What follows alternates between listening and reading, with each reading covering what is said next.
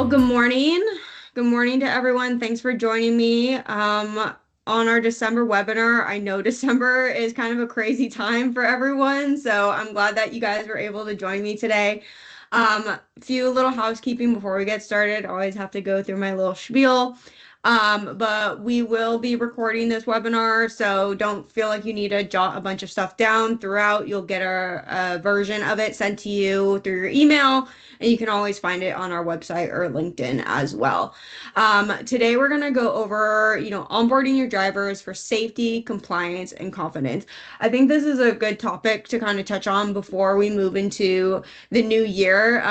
New year, beginning of the new year, and what a better way to start about the beginning of your driver file compliance. It starts at onboarding your drivers. So we're going to go through some regulations that have recently kind of changed that could potentially alter your driver file onboarding, go through kind of what your process should potentially look like, and highlight some gaps and some workflow advantages that could help with your onboarding. So with that being said, let's go ahead and get started.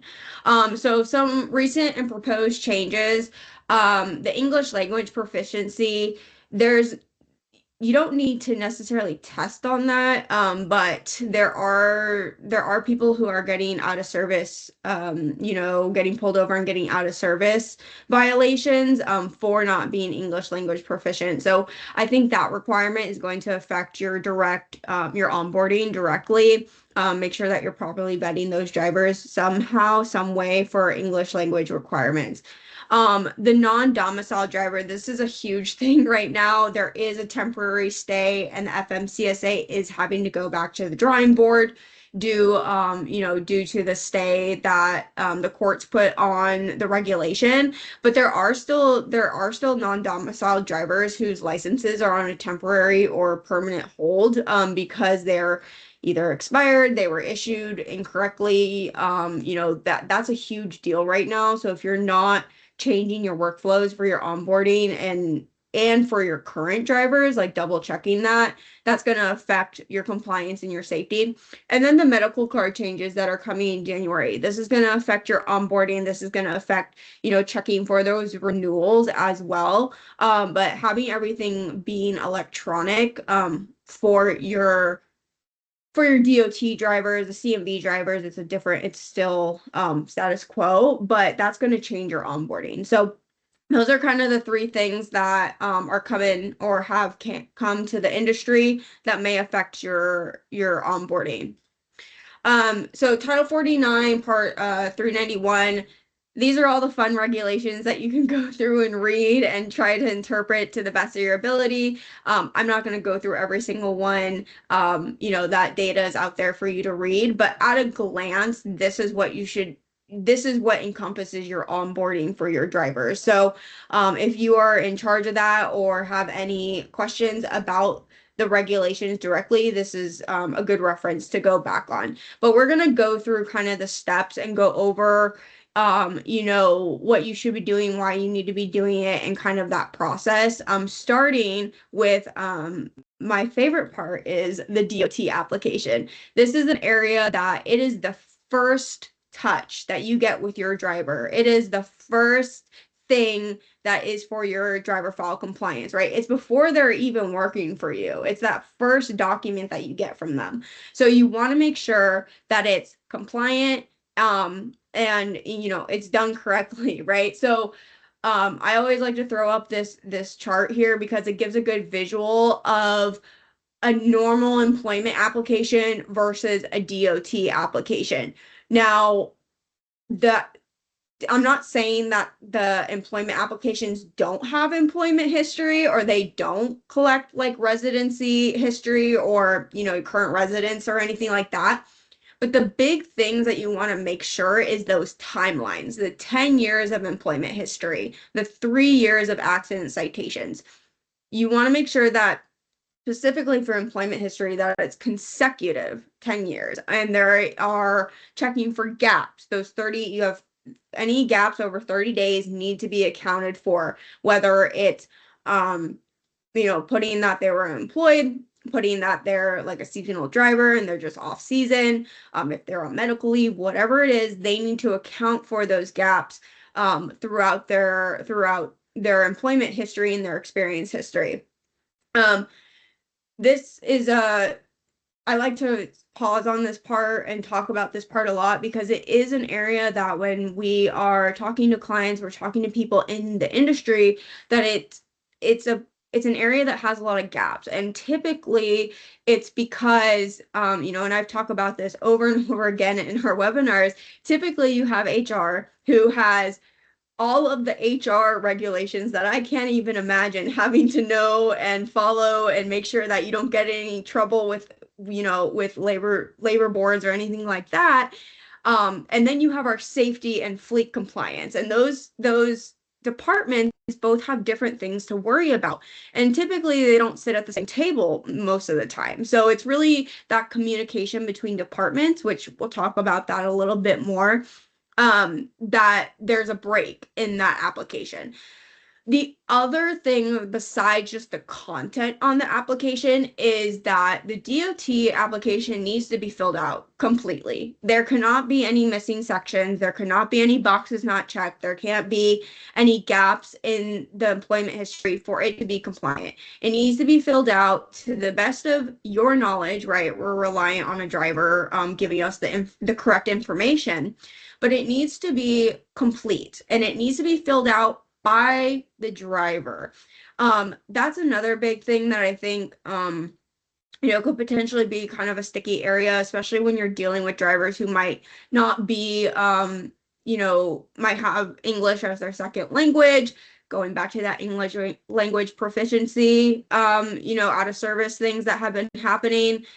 This might be a good checkpoint to just test for English language proficiency if you're utilizing an application that could be translated.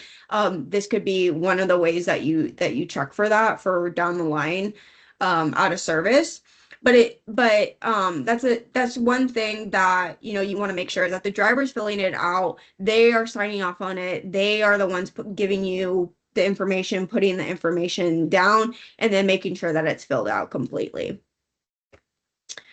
So we have our application, and then we go into our safety vetting kind of section is what I like to kind of group it together. So pre-employment drug and alcohol testing, you need to be doing that for your drivers. The clearinghouse query and the consent. Now, the consent you only need for the limited queries, but if you can get it up front, it makes things a little bit easier. This section, the clearinghouse specifically, it's a newer regulation. It's been in play for 5 years, right? It's not new, but some people are still not doing it. It's just an extra step that historically has not been in people's workflows, and so it's a step that people are missing, or they're triggering the clearinghouse query because for the pre-employment, it's a full query. They have to go in, they have to approve it through the clearinghouse system. So the employer is triggering it, they're requesting it, but then the driver never goes in and approves the query, and then you never get the details that you need. So that's a big area that some people are missing, specifically because it's a newer regulation. I'll put it in that kind of category. MVR, motor vehicle record, you want to make sure you're running that for, pre-employment. MVR, make sure that their record is good to go. And that's going to play into both the medical card verification that's coming up and the license verification that I have on this list as well. The non-domiciled, really brought to light, not just a license being like revoked or suspended for non-domiciled, but there might be a license that is revoked for other reasons, that just because the driver is handing you a driver's license that looks like it's up to date and it's not expired, you have this physical form that's showing you that the driver can operate a CDL, doesn't mean that the record behind the scenes is actually not been changed, depending, their license isn't reflecting what their current status is. So you want to make sure you're running that MVR, not just for compliance reasons, but also for safety reasons. And it's kind of a trickle down effect there. Drug and alcohol questionnaire. This is another section that a lot of people tend to just not collect that information. You can collect it like on your application. That's what we do. But asking if they've ever refused, failed, or a drug and alcohol test, or if they're in the middle of a return to duty. That is good information to know before you get down the line of hiring this driver. If they're in the middle of a return to duty and they can't operate your vehicle, that can cause a couple issues.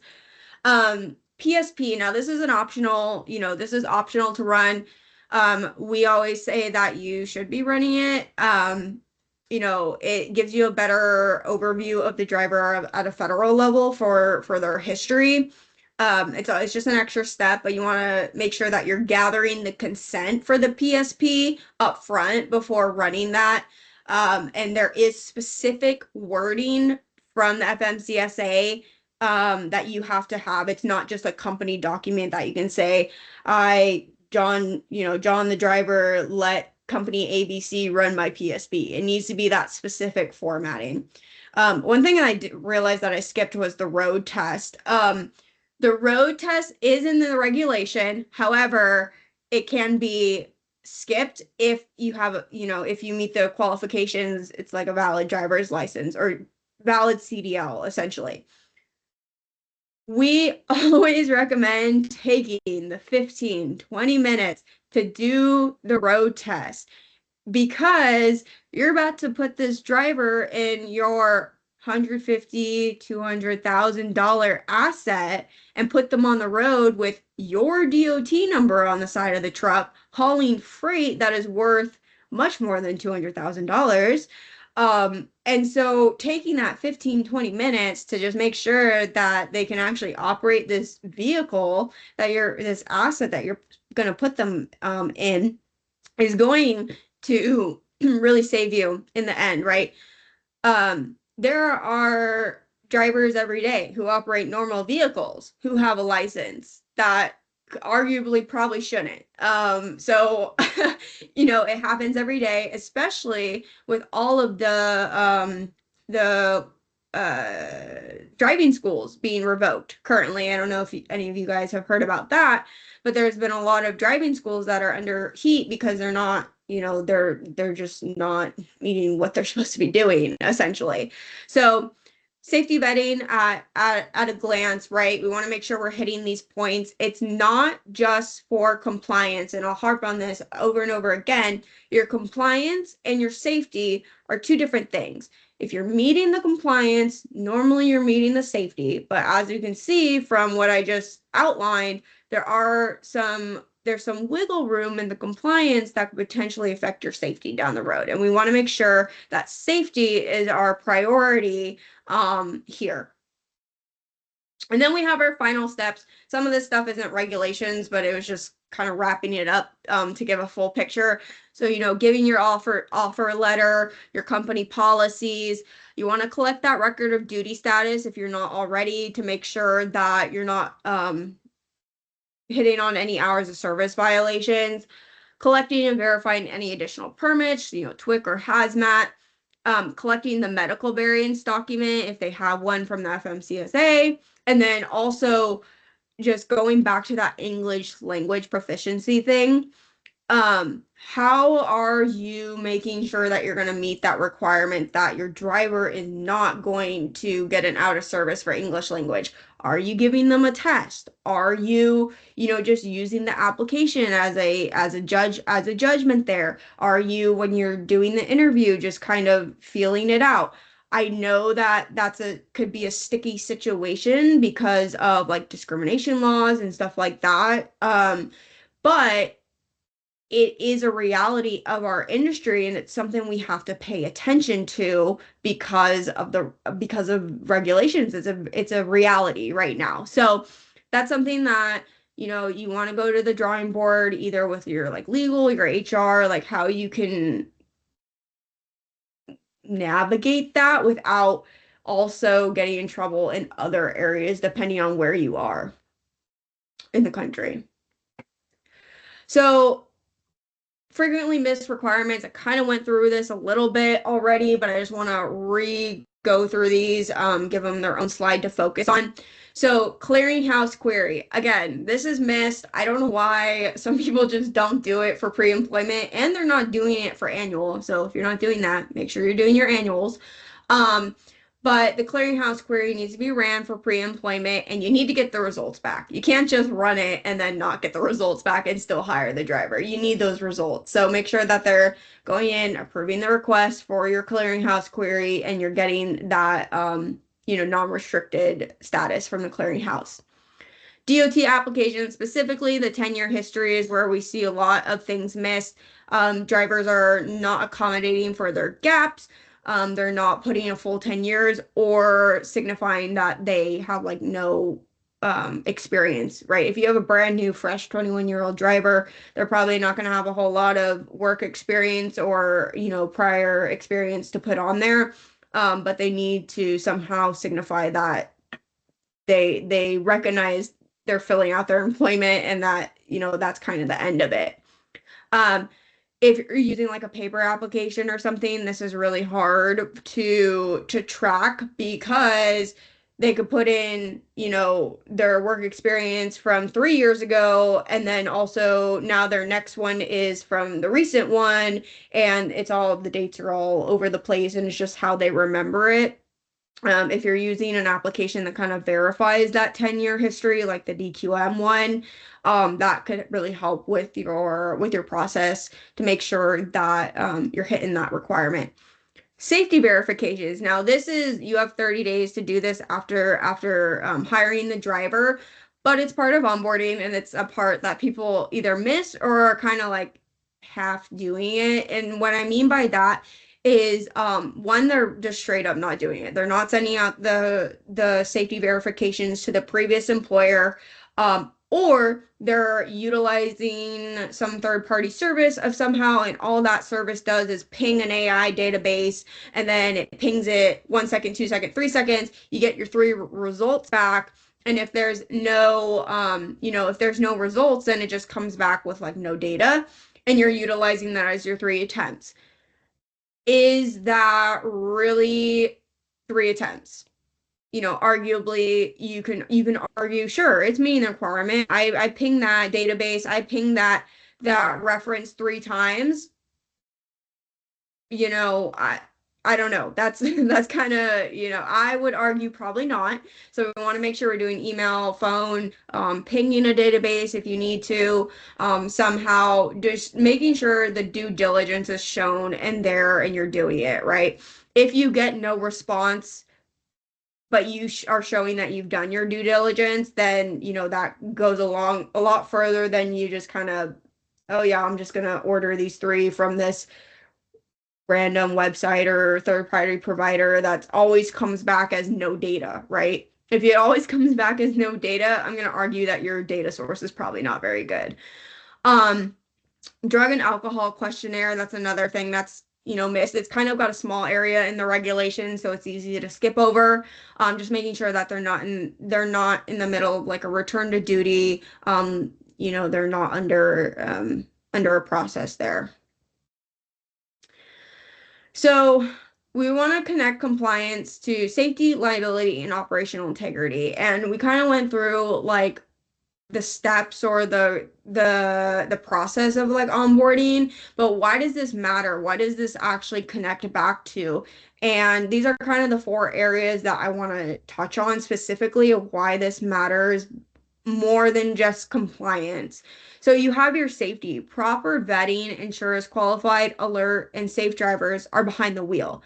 Your thorough onboarding. This is the first step to your, to your driver file compliance. It's the bones. It's gonna structure for your compliance for the rest of the time that driver is with you. So, your skills verification, like the road test. It is a regulation to do the road test unless you meet those CDL requirements. But you want to do the road test. At the end of the day, you should be doing a road test of some type of testing of skills. Complete a DOT application. Again, proper safety verification information. If you don't have a completed application with the full history, how are you going to do your safety verifications properly? If they're giving you data that is like all over the place, you cannot have a paper trail to check for any safety verifications that for whatever reason did not hit the record with their MVR or something like that. They're utilizing a new driver's license. They skipped states or something like that. It's not showing up on their MVR record for whatever reason. Who knows? Fatigue, distracted driver, and substance misuse are leading contributors to crashes. So vetting and that ongoing monitoring. So doing your drug and alcohol testing to make sure they're not using substances, making sure that they're not violating hours of service with that record of duty status, so they're fatigued or they're distracted driving, doing that proper vetting and then having continuous monitoring, through either DQM or if you already have a provider, is going to help with catching things before they turn much larger. Safer driver means fewer crashes. I mean, at the end of the day, if your driver is doing what they need to do, the chances of them being in a crash or being in a crash that turns into a nuclear verdict are a lot lower. Obviously, there's going to be crashes. It's just the nature of the industry. The more you're on the road, the probability of you getting into an accident is higher, right? It's just how it is. But if there are fewer like not or fewer crashes altogether, whether they're preventable or not preventable, that is going to help with your insurance premiums. That's going to help with your maintenance costs if you're not having to always fix your vehicles after a crash. That's going to help with turnover. Going back to the last bullet point here of the good safety culture attracts better long-term drivers. It's just, nobody likes to get in an accident. Nobody likes to make a collision there, right? It's like nobody likes getting pulled over. Same thing.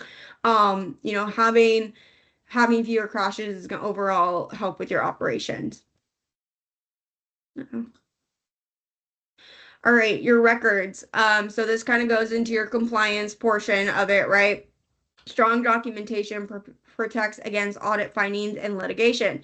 So DQ file compliance starts at the hiring process. I've said this over and over again. I'm going to continue to say it over and over again because it's true. It is the bones of your driver file compliance. It's the first touch point. Your application and how you onboard your driver is going to affect the full life cycle of that driver, while they're employed with you. So missing or outdated files are one of the FMCSA's most cited violations. It's an easy thing. They can go through your driver files and say you're missing this, and this. It's an easy thing to pick out, right? They don't have to stop the driver, stop someone on the side of the road and do all of that kind of stuff. They're already there for an audit. It's easy for them to pick out. File, an audit, you only have so much time to get the documents to the auditor, however you're doing that. So making sure that it's organized, it's easily accessible, really helps with the audit process as a whole, and then having the ability to check that you have all your documents. So if you're using paper, or like a cloud-based kind of just server, it's a little bit harder to verify your documents before going into an audit. And then depending on where the audit is or where your documents are stored, having to either upload those and send those over to the auditor or, having to mail them if you're not going to upload them. However you're handling it, makes things a little harder. So if you have a software of some sort that you can give the auditor access or the ability to give them access somehow, that would help tremendously. In post-crash investigations, documentation is your defense line. If you can show, again, this is the difference between compliance and safety. If you're meeting those compliance, but you didn't do your road test, right, because all your drivers have a CDL of some sort and they meet the requirement to not do the road test, or you're not doing the PSP. But if you can show that your documents have followed FMCSA compliance and you have gone above for your safety, that's going to help you in a crash. That's going to help you in an investigation when things are subpoenaed and you're going, look, I have tracked all my trainings. I have tracked that I have properly onboarded this driver. I have gone above and beyond for this driver, to make sure that we are top of safety. That's going to help in your defense if and when you get in an investigation that potentially could be a nuclear verdict.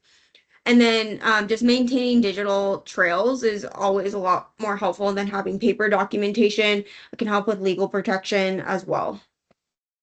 We kind of touched on this already in the beginning, so I'll breeze through this again. But regulations, current and new, right? If your current driver workflow, onboarding workflow is not meeting requirements, and then now they throw a new regulation into the mix, going to be a little bit harder to adjust to those regulations if you don't have your current system down packed, right? You're just adding another layer, and we see that with the clearinghouse specifically. It's another layer added to your onboarding, and it's something that gets missed time and time again. So just making sure that you have a solid onboarding workflow will help when these regulations, we've seen a lot in this year specifically, start coming forward. And then lastly, we have your reputation. Each driver represents your safety score and your brand integrity. Your CSA score speaks louder than your marketing does. One preventable crash or violation can damage that relationship with your shippers and brokers. If you have a huge cargo that your driver gets into a giant accident and it turns over and now the cargo is all over, the highway, is that broker or that shipper going to use you again? I don't know, depending on if it was preventable or not, right? Your good reputation, better freight opportunities, and rate negotiation level. Drivers with poor records increase roadside inspections, delays, and operational disruptions. Again, getting pulled over when you're at a scale or getting pulled over, the freight's not moving. At the end of the day, the freight is not moving, and that's all our goal, is to get our freight from point A to point B. And so if you have a non-favorable CSA score, there have been, there's been studies or there's been comments that you get picked on a little bit more, essentially. High turnover rate damages reputation, onboarding costs. Onboarding, it costs like $11,000 to $13,000 to onboard a driver, and that potentially doesn't even include the freight that is sitting there while you don't have a driver behind the road. So we want to make sure that our drivers feel safe. They're behind a company that has a good reputation, so they aren't having that turnover. And then strong qualification monitoring program shows your value, safety, boosting trust with insurers, customers, and drivers. Kind of going back to, just having a good reputation can really affect your overall, reputation in the industry. So how, what are some of the gaps? How do we fix it? Workflow and process gaps. So I touched on this a little bit more about the application, but communication between departments. This is a huge thing. Everyone has their daily task. Everyone has their own, problems and compliance things that they need to focus on. And sometimes that gap just doesn't get bridged. So having a way to communicate and have visibility through all the departments that are affected, your leadership team, your HR, your driver, your maintenance, your fleet and safety, everything is connected between those departments. So you want to have a clear, visible way to communicate compliance, safety, and like the needs of every department. Misinterpreting regulations. I mean, this is kind of, obvious. The regulations aren't necessarily written in the most plain English. So it's kind of, it could be easy to misinterpret regulations. Always, you can always consult, a professional or kind of go back and refresh up on the regulations to see if you interpret them differently. There's tons of tools out there to understand the regulation. And then just not having a set workflow. If you are just onboarding one driver this way and someone's onboarding a driver the other way, there's so much room for error. You need to have a clear workflow that everyone that is involved in the hiring process is aware of and on board with and understands. And so when you have to bring on new people, whether it's turnover or you're expanding, you need an extra recruiter, you need an extra HR person, you need an extra safety person, there's a set workflow that everyone's following, so that compliance and that safety just rolls over through the turnover that happens naturally in a company. So audit proofing your fleet. It starts at day one. Road test. Again, I'm going to harp on it again. Do a road test. It takes 15, 20 minutes, 30 minutes maybe, depending on if you can't find someone. You got to wait a little bit. Do the road test. It's going to save you issues down the line that are going to cost more than 15, 20 minutes of your day. E-Verify and I-9 specifically, with this kind of like non-domiciled issue that's happening. You want to make sure that you're verifying the driver. E-Verify and I-9 is a great way to do that. Our partner EvoCon offers that, so it makes it a lot easier for you to verify your drivers. Employment and safety verifications. Do them to the best of your ability. Do not skimp on these, because there may be some data in there that is not coming up on an MBR or something like that is going to be important, and it shows that you're doing your due diligence. Continuous monitoring. If you're not already utilizing a continuous monitoring system, highly recommend getting on one.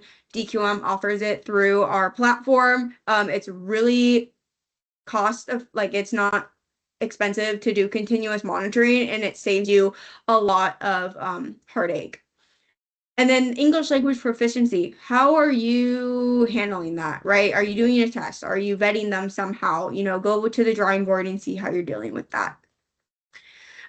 We want to build a cohesive safety program, not just behavior checkpoints. I know we're over time, so if you guys need to drop, totally understand. But we just have a lot to talk about today. But continuous license monitoring. So build a cohesive safety program, not just behavior checkpoints. So if you have your ELD giving you data, and you have your cameras giving you data, and you are pulling MVRs, what are you doing with all that data, right? We need to make sure that we have a continuous and cohesive safety program. So that starts with that starts with driver onboarding, really, right? It's the first touch point there. Have a cohesive driver onboarding workflow system that it works, you trust it, and it's the good starting point. Have your drivers in that continuous licensing monitoring, right? It's that full circle of, if something happens and your driver doesn't tell you, their license is revoked, and they don't tell you, and then you deploy them on the road, that's a problem if your driver does not have a up-to-date license. Have a solid training program. All of the cool safety devices, forward-facing, inward-facing cameras, your ELDs, your phone monitoring systems, none of that is going to replace a solid training program at the end of the day. You can have all this data, but if you are just repeating yourself and your training program is not sticking with your drivers, they're not going to change their behavior. So look at your training program. Who are you currently using? What are you currently doing? See if it's effective, and then kind of go back to the drawing board and see if you need to partner with someone else, redo the way that you do training. But a good training program is crucial. Having an accountability system, again, going back to pulling all of that information from your ELDs, from your cameras, from your MVRs, from your continuous monitoring, from, they backed up and hit a pole in the yard, essentially. Have a way to track all of that behavior, not just your ELD behavior, in one spot, because it can give you we want a full picture. We want the full picture right in front of us, easily accessible, giving us the data of what we need to focus on a driver level and focus on a fleet level. Some drivers it might seem that your drivers are having a bunch of issues with wearing their seatbelt, because that is the alert you get the most with your camera, your ELD, or whatever you're utilizing. But at the end of the day, if you look at it, you can actually see, when you go in that, hey, it's actually a bunch of people, rolling through stop signs or something, and your ELD is not picking that up, but they're getting tickets for it, essentially. So if you're only utilizing one set of data points, it's really hard to see a full picture. So use a system where you can track your incidents from, training, drug and alcohol, just general behavior if they're customer facing, your ELDs, your MVR, all of that data in one area to have a good accountability system. And then having complete telematics. That is kind of the last cherry on top. Not everyone is going to need all the cool things that are out there. There are so many solutions out there that could help with your safety and your compliance and your productivity. But not everyone needs to focus on accident reconstruction. Not everyone needs to have inward facing cameras. Just making sure that whoever your telematics provider is giving you a good package to help with your company needs specifically, is going to be huge for your overall safety and compliance. All right, that was a long webinar. We had a lot to talk about. Our, we could spend a little bit of time for questions if anyone has any. There's a Q&A portion at the top of your screen. Or, if something comes up, you could always shoot me and my team an email, after the fact, and we can definitely have a conversation. But good webinar. Yeah, awesome. Um, I will be sending the recording out once I get everything all edited and nice and pretty for everyone. So look in your inbox and we will see you next year. Crazy to say. Stay safe, stay compliant, and keep driving success. Thank you, everyone.